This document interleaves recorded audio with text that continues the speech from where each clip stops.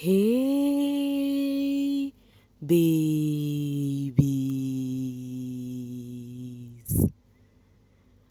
What's up, my darling MVPs, and how you all doing? Welcome back to Sail with Mimiciously Mimi, where you get the gist. I see they do waiting. I see they heart. Of course, you know there is no sleeping on a bicycle on this channel. If you snooze, you do well. You lose. Are you yet to subscribe to this channel? Or are you still sitting on a fat, long thing? If so, kindly pause right there, subscribe, and make sure you turn on the notification bell.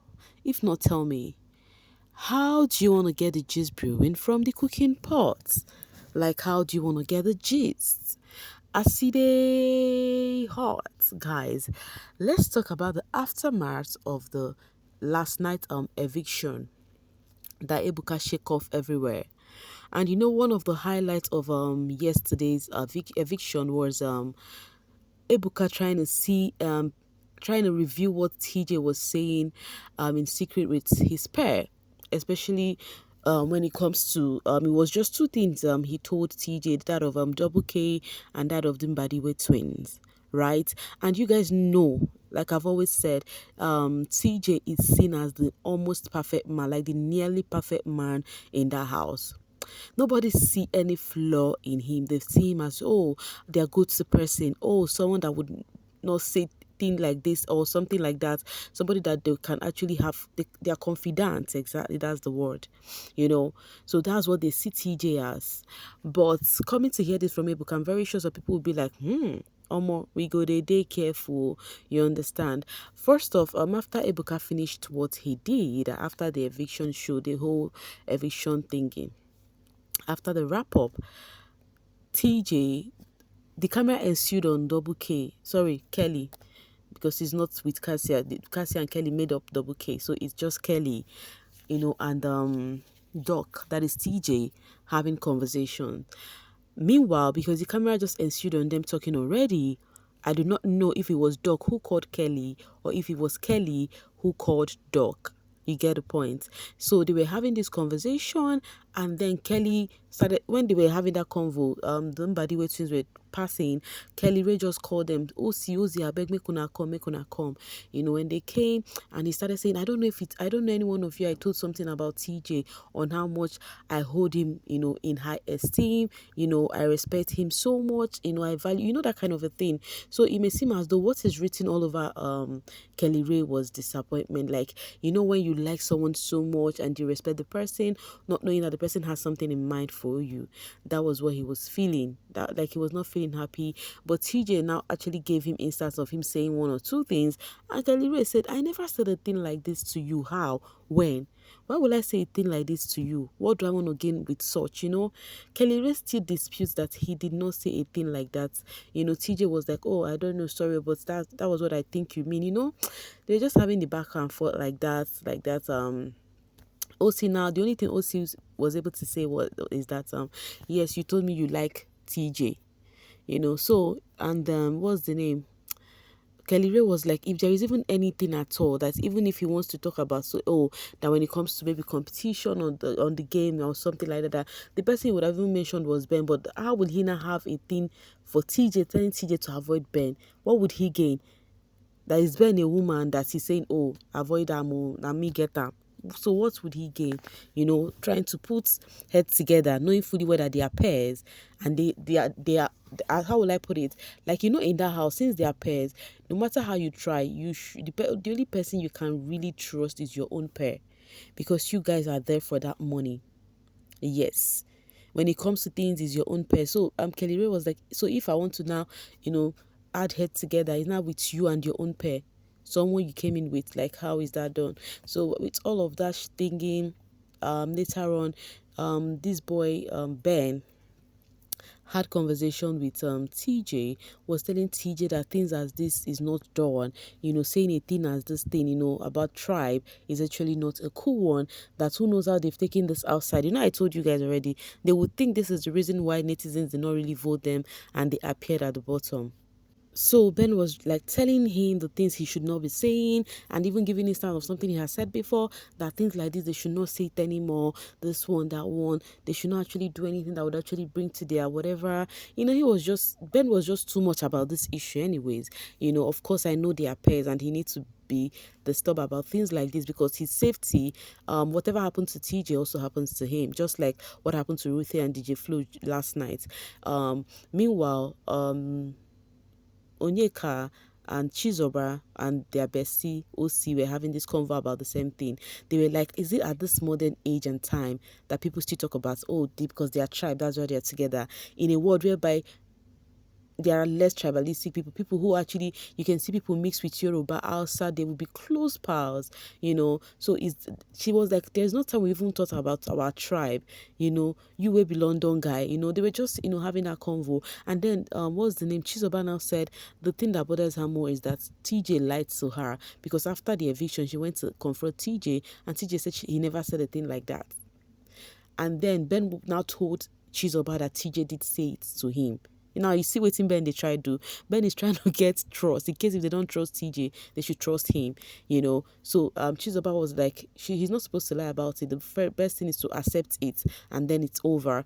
But after everything, Ben made him call the house together, and then he actually said, apologized, that is not from a place of not from a bad intention, that he even voted for Peter Obi, a presidential candidate who did not win the election.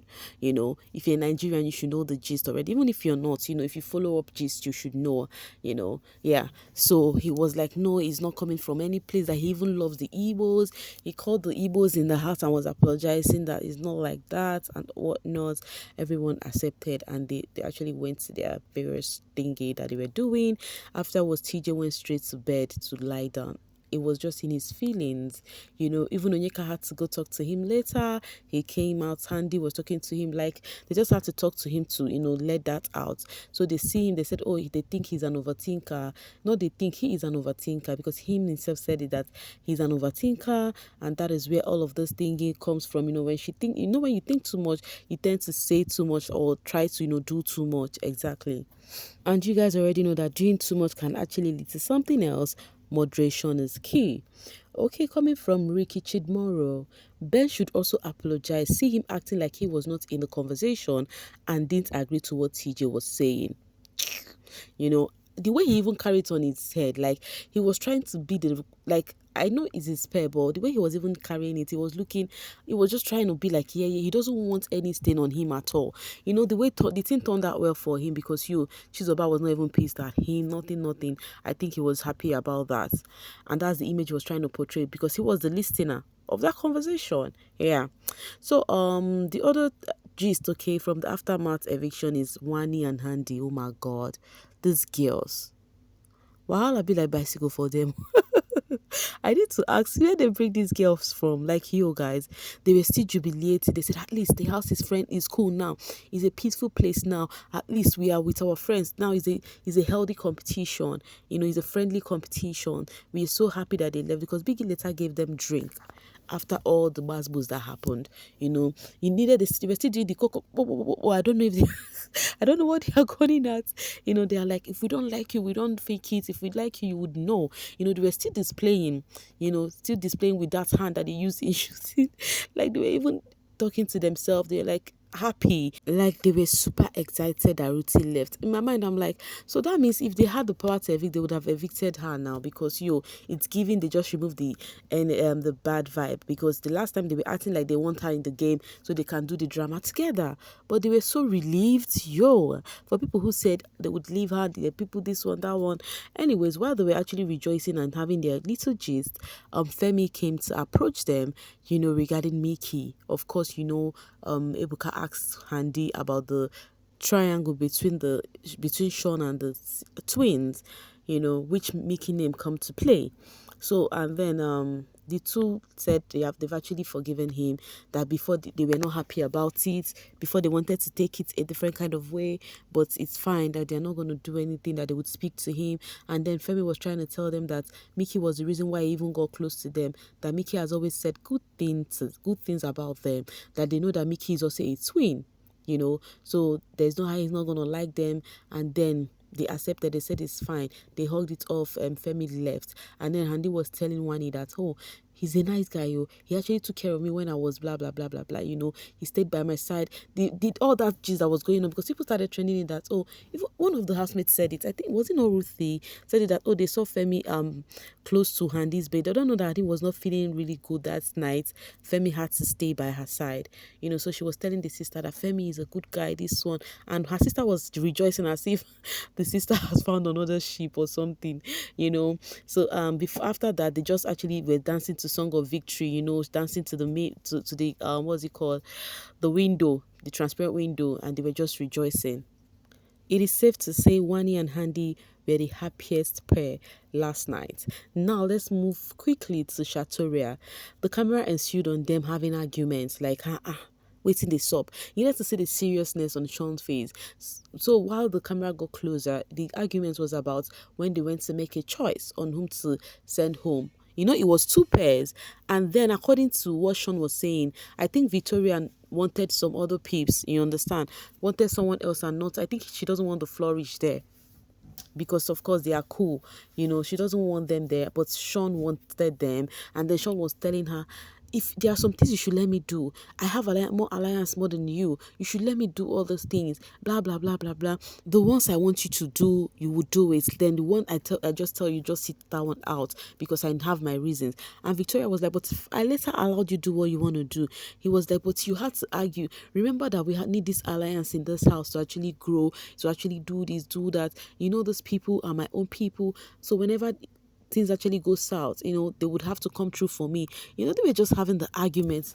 Netizens on the social street was like, yo, at this point, Victoria cannot even, give an idea or anything, because Shaun did not even rate her when it comes to decision making, because of course he has seen her as somebody that is not actually wise. He has seen her as maybe somebody that the dumb one or something, so people were like, this is really not cool, this kind of arguments. Well, I said it's normal among pairs, okay? And it's also good to see that Victoria had to even say no when she has her own option. Yeah.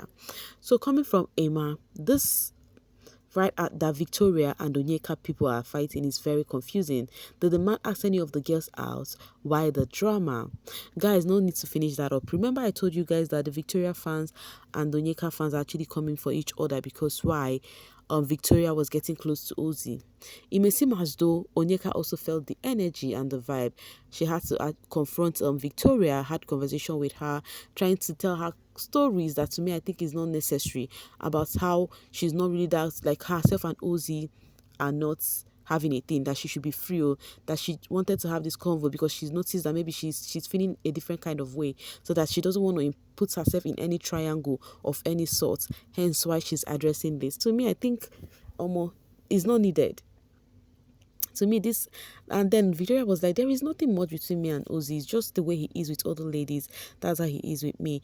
And then Onyeka explained everything on how they started calling each other bestie now, because she doesn't want to do something that, and it has girl outside, this one, that one. I'm like, yo, what is going on? It's giving a girl who already catch feelings but don't have a choice but to actually, try to retrace her step.